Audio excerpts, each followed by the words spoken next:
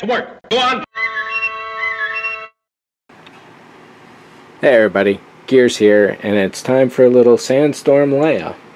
So in a deleted scene of Return of the Jedi, after Jabba's palace blows up, everybody returns to the Falcon and the X-Wing, they depart, and then it cuts to what we see in the movie, which is exploding Jabba to entering orbit and departing and going on their ways. An extraneous scene, it got cut, it happens often enough. However, everybody has unique costumes in there, and one component of all of those costumes is a set of goggles. So based on the relatively little, though very valuable reference that is available, I kind of knocked these up. Are they exact reference? No. Are they representative? Yeah, definitely, I think so. And having a little clear piece here I think is a nice little touch as a viewfinder. So these are off to paint. Actually, these are off to getting a slight amount of Ava's epoxy to fill in the back here and some other places and help reinforce everything overall. After that, it's to paint, and you'll never know what any of these parts are at that point. So I wanted to take a moment and document what everything is here, and I guess we'll start from the left side and move to our right. So screwed in through the sides, keep it flush against the goggles. The base piece here is an LED keychain you might find at the dollar store. It worked up until I sliced the butt end of it off because that was sticking, because that piece sticks into the skull.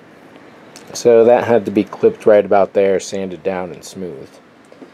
To the front of that is a small silver slice there, which you can barely see, and that I think is from a Maximilian model, Black Hole MPC 1980s, the model kit. There were a few small silver pieces that came like that, and that might be one of them. Next up, that black piece there is just a random piece of rubber. It's almost a stop, but it has these grooves on there, so it's more like a rubber gasket kind of situation, but not for a computer because those would be circular, and this one is definitely square. On top of that are two small pieces, probably motors from the Lindbergh Blue Devil destroyer. It's a 1/72 scale model of a Navy destroyer, and those look like two engines which could be powering deck winches or something like that. Transmissions, they could be pulleys, they could be a number of things, but it's a couple little doodads known as greeblies that get attached to this sort of thing. Next up, this spiky looking thing here is probably the arm off of a Nostromo from Alien Halcyon model kit. Sandwiched in there that you'll never really ever see again is a MPC Darth Vader TIE Fighter. On the arms of that are two slots into which some machinery goes.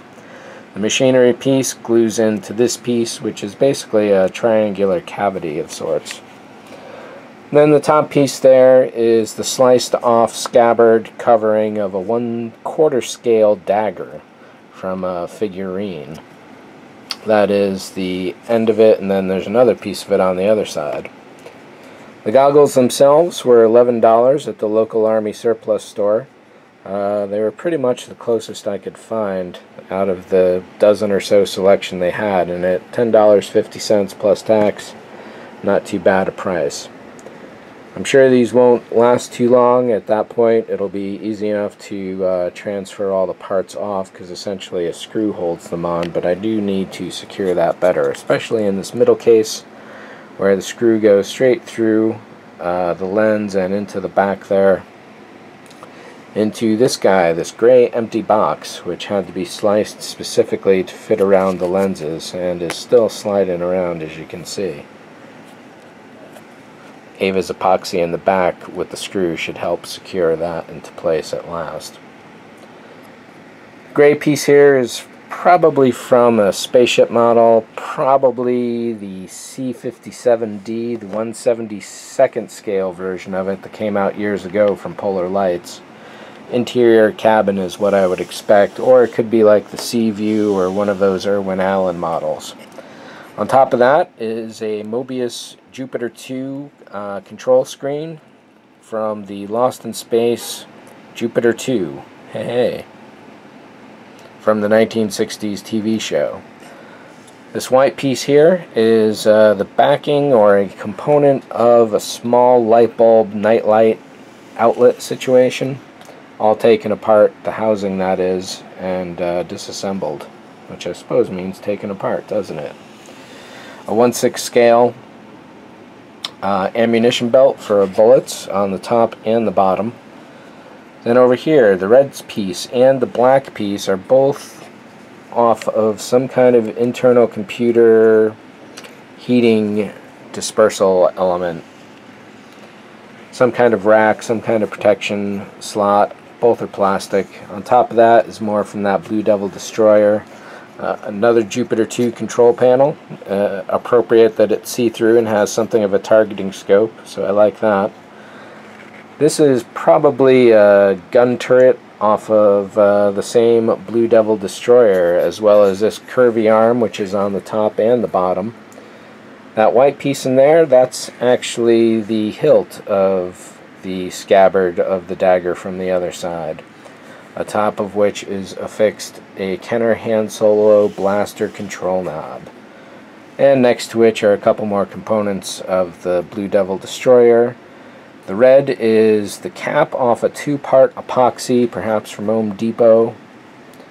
And again, this light gray plastic indicates it's probably from this model here, so it's going to be, again, the 172 C57D or one of the Irwin Allen models.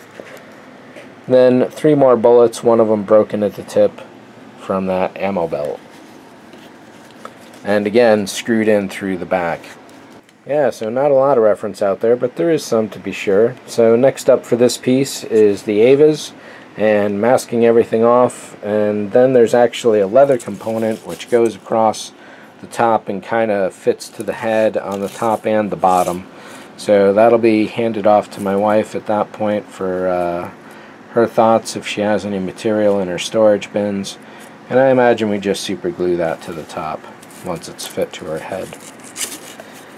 So not exactly what's in the show. The Avas I'll build up a little more, so this will be a little different when you see it next. And that's it for this one. Thanks for watching. See ya. And if you were wondering where did I get all that stuff to make those goggles in the first place, well, here, it's my drawer of greeblies. Couldn't tell you what these are, but I got a lot of them. Some blank 6-sided dice, lid off a prescription bottle, random metal bits, little plastic doodads, all sorts of stuff. Model parts, more model parts. Here's what's left of that Kenner Han Solo blaster, the last surviving scrap piece. Probably more of that little nightlight that I had mentioned before. In fact, there's another component of that nightlight. Looks like I got a couple of them. Ends off an old SCSI cable. Part of that heatsink from the memory.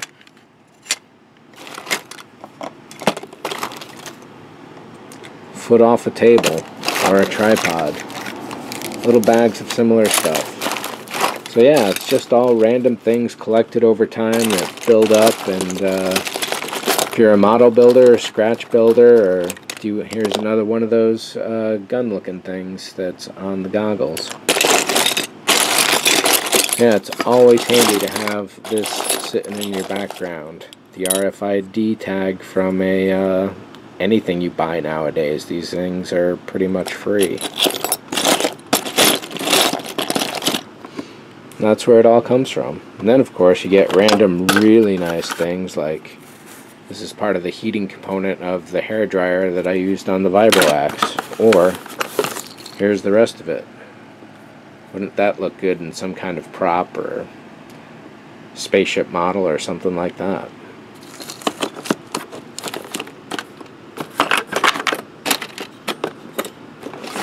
So as always, thanks for watching. See ya. See ya.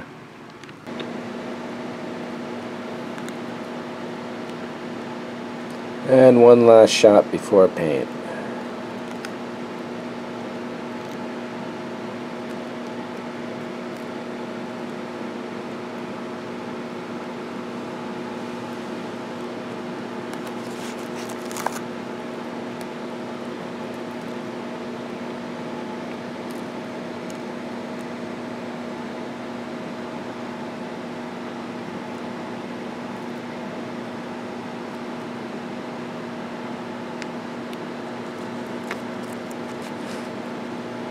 Well, last chance for me to patch that circle over. That's could be better. Let me do that and then into paint and we'll see how it goes. So I've recently discovered that having the camera set up to record spray painting is getting paint all over the camera. So I have to be real careful about doing that, but essentially I just stumbled upon a new technique which I will do a video for, and that is for basically instant aging. So I went with the brown, rusty brown primer, such as seen there. There's a little black on top of it. So the rusty brown primer was first, a layer of silver, and then the black on top of that, all wet, all within about 5 minutes. And as I untaped, essentially got all this wear and tear going on.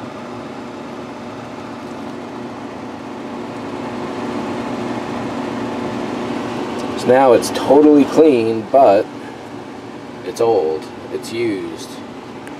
Let me change hands here.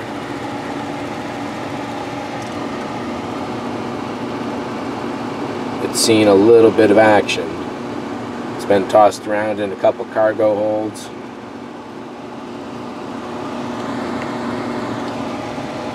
So this is really wet right now. So this is really wet right now, so I'm going to leave it alone. And one other thing to do to this is to attach some kind of leather strapping around the top there to conform to the forehead. There may be some that goes below the glasses, I'm not sure on that, but definitely up on top of the head. And how that's going to get attached, hopefully super glue will work.